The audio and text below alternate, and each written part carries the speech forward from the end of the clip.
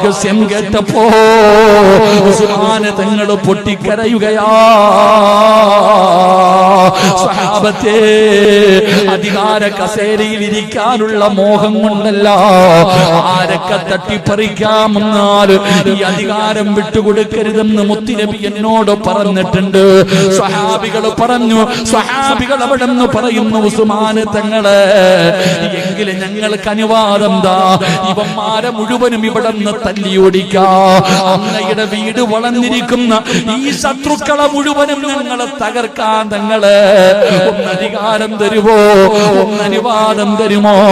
ഉസ്മാന് തങ്ങൾ പറഞ്ഞു, യുദ്ധം ഹറാമായ നാടാ, ഇവിടെ യുദ്ധം ഹറാമാക്കിയിട്ടുണ്ട്, ഇവിടെ യുദ്ധം ചെയ്യാൻ പാടില്ലല്ലോ, അതുകൊണ്ട് നിങ്ങൾ അവരെ ഒന്നും ചെയ്യണ്ട, നിങ്ങൾ അവരെ ഒന്നും ചെയ്യണ്ട. സ്വഹാബികൾ കരഞ്ഞുകൊണ്ട് ഇറങ്ങി പോകുകയാണ്. ഖലീഫ ഓർഡർ കൊടുക്കാതെ യുദ്ധം ചെയ്യാൻ പറ്റില്ലല്ലോ, വീട് മുഴുവനും വളഞ്ഞിരിക്കുകയാണ്. എന്റെ പ്രിയപ്പെട്ടവരെ, ഉസ്മാന് തങ്ങളുടെ വീട് വളഞ്ഞു, ഭക്ഷണം വീട്ടിലേക്ക് കൊടുക്കാൻ പറ്റുന്നില്ല, വിളക്കിലൊഴിക്കാനുള്ള എണ്ണയില്ല. ഉസ്മാന് തങ്ങൾ നോമ്പാ, 83 വയസ്സായി. ഉസ്മാൻ റളിയല്ലാഹു തആല അൻഹു, എന്റെ പ്രിയപ്പെട്ടവരെ,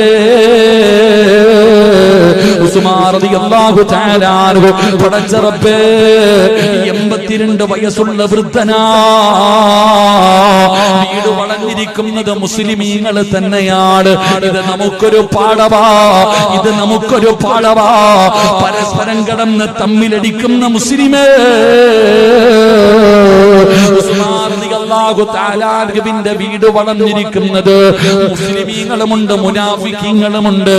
ഉസ്മാൻ തങ്ങൾക്ക് 82 വയസ്സായി, പ്രായമായി, വീടിന്റെ അകത്തിരിക്കുകയാണ്, പുറത്തിറങ്ങാൻ അനുവദിക്കുന്നില്ല.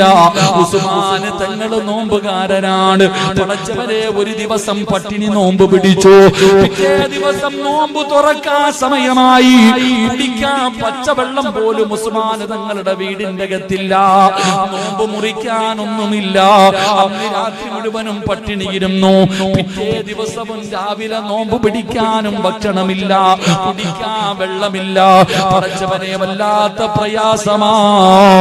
അന്ന് വൈകുന്നേര സമയമാകുമ്പോ ഉസ്മാൻ റളിയല്ലാഹു തആല അൻഹുവിന്റെ ഭാര്യയുണ്ടല്ലോ, നായില റളിയല്ലാഹു തആല അൻഹാ, പടച്ചവനെ വീടിന്റെ വാതിൽ തുറന്ന് പുറത്തിറങ്ങി ഇത്തിരി വെള്ളം കുടിക്കാൻ